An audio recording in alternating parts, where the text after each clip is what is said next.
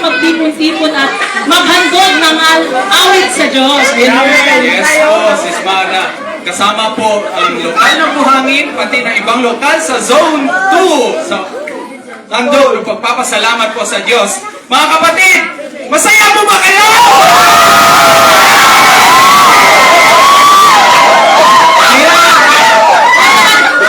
Kanya po pala, kasama po natin ang isa sa local servant po dito sa lokal ng buhangin, si Brad John.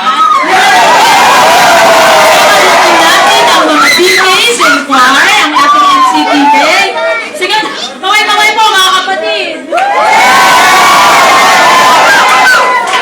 Eh, nakikita mo talaga sa mga kapatid yung galak na kanilang nararamdaman. Mga igsoon sa ato ang ihandog na awit. Ngayon po, dako naman po tayo sa mga kapatid po na naka-hook up sa Zoom. Unahin na po nating tawagin ang isa sa mga matatagal na ng lokal dito sa Davao City, which is yung lokal ng Bunawan!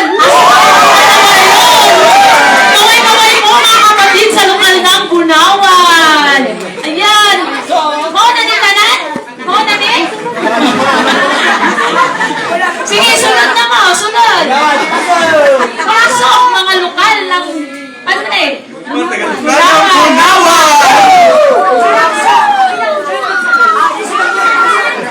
Ayun. Tara na, sunod na sila.